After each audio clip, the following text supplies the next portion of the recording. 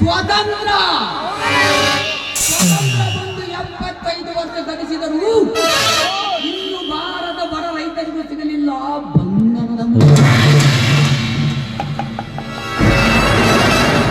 ಸ್ವತಂತ್ರವಾಗಿ ಬದುಕುತ್ತಿರುವ ಬಡ ರೈತರನ್ನು ಕಟ್ಟುಕೊಂಡ ಆ ಶ್ರೀಮಂತರಿಗೆ ಸಿಕ್ಕಿದೆ ಸ್ವತಂತ್ರ.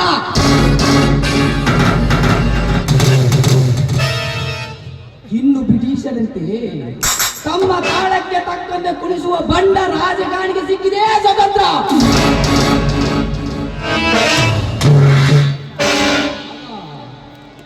ಈ ಕಷ್ಟಪಟ್ಟು ದುಡಿಯುವ ರೈತನ ಕೂಗು ಕೇಳುವರು ಯಾರು ಇಲ್ಲ ಈ ಭಾರತ ಭೂಮಿಯಲ್ಲಿ.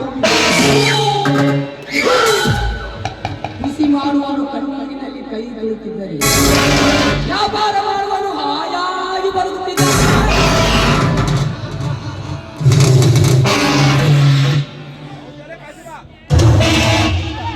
ಎಂಥ ವಿಚಿತ್ರ!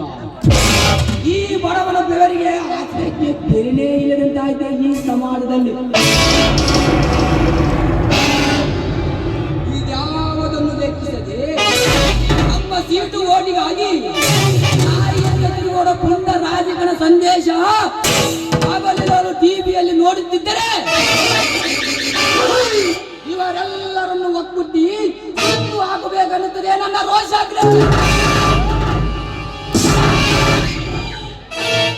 ಆದರೆ ಏನು ಮಾಡಲಿ, ಕಾನೂನು ನಮ್ಮಂತ ಬಡ ರೈತರ ಕೈಯನ್ನು ಕಟ್ಟಿಯಾಗಿದೆ. ಆದ್ದರಿಂದ ಕಪಟದಿಂದ ಗಳಿಸಿದ ಆ ಶ್ರೀಮಂತರ ಸರ್ವ ಸಂಪತ್ತನ್ನು ಮೋಸದಿಂದ ವಂಚಿಸಿ ಸರ್ವನಾಶನ ಮಾಡಲು ಬಂದಿದ್ದೇನೆ ಈ ಸಿರಿದಂತ ಭಾರತ.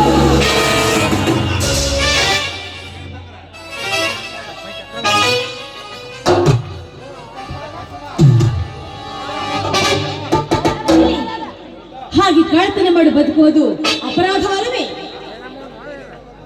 ಅಪರಾಧ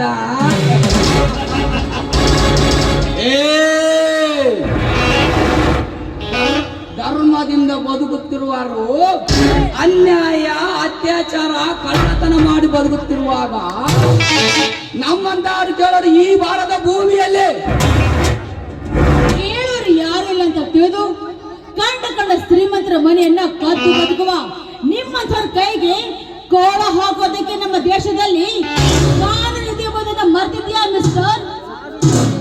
ಕಾನೂನು ಕಲಿಯುವುದ ಎಣ್ಣೆ ಬಣ್ಣ ಬಣ್ಣದ ಮಾತುಗಳನ್ನು ಬದಲಾಯಿಸಿ ಪುಣ್ಯ ರಾಜಕಾರಣಿಗಳು ಸರ್ಕಾರದ ಖಜಾನೆಯನ್ನು ಲೂಟಿ ಮಾಡುತ್ತಿರುವುದು ನೀವು ಕಳ್ಳತನವಲ್ಲವೇ? ಅಷ್ಟೇಕೆ ರಕ್ತ ಹರಿದು ತಿಂದು ಲಂಚದ ಕಲೆ ಲಂಚವನ್ನು ಕೇಳುತ್ತಿರುವ ಬಣ್ಣ ರಾಜಕಾರಣಿಗಳು ಕಾನೂನು ದೃಷ್ಟಿಯಲ್ಲಿ ಕಳ್ಳತನವಲ್ಲವೇ? ಈ ಭಾರತ ಭೂಮಿಯಲ್ಲಿ ಬಡವರಿಗೊಂದು ಕಾನೂನು, ಶ್ರೀಮಂತರಿಗೊಂದು ಕಾನೂನಾ? ಕಾಮಾಲೆ ಕಣ್ಣಿಗೆ ಕಾಣುವುದೆಲ್ಲ ಹಾಗೆ ಅನ್ನುವ ಹಾಗೆ ಯಾರು ಮಾಡಿದ ತಪ್ಪಿಗೆ ಎಲ್ಲರನ್ನು ದ್ವೇಷಿಸುವುದು ಸರಿಯಲ್ಲ.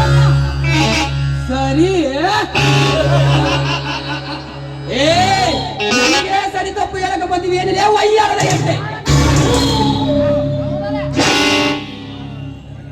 ತಾಸಿಗೊಂದು ಬಣ್ಣ ಬದಲಾಯಿಸಿ ಬಂಡ ರಾಜಕಾರಣ ಪುಂಡ ಸಂದೇಶವನ್ನು ಅಗಲಿಗಳು ನೀನೆ ನೋಡ್ತಿರಬೇಕು. ಇನ್ನು ಭ್ರಷ್ಟ ಅಧಿಕಾರಿಗಳು ಬಡವರ ರಕ್ತವನ್ನು ಹರಿದು ತಿನ್ನುತ್ತಿರುವಾಗ ಕಾನೂನು ಮಾಡುವುದು ನೀನೇ ಅಲ್ಲವೇ? ದೇಶದಲ್ಲಿ ಕಾನೂನು ಎಲ್ಲರಿಗೂ ಒಂದೇ. ಬಡವರು ಶ್ರೀಮಂತರು ಯಾವುದೂ ಇಲ್ಲ. ಕಾನೂನು ಕಣ್ಣಿಗೆ ಎಲ್ಲರೂ ಒಂದೇ ಸಮಾನರು.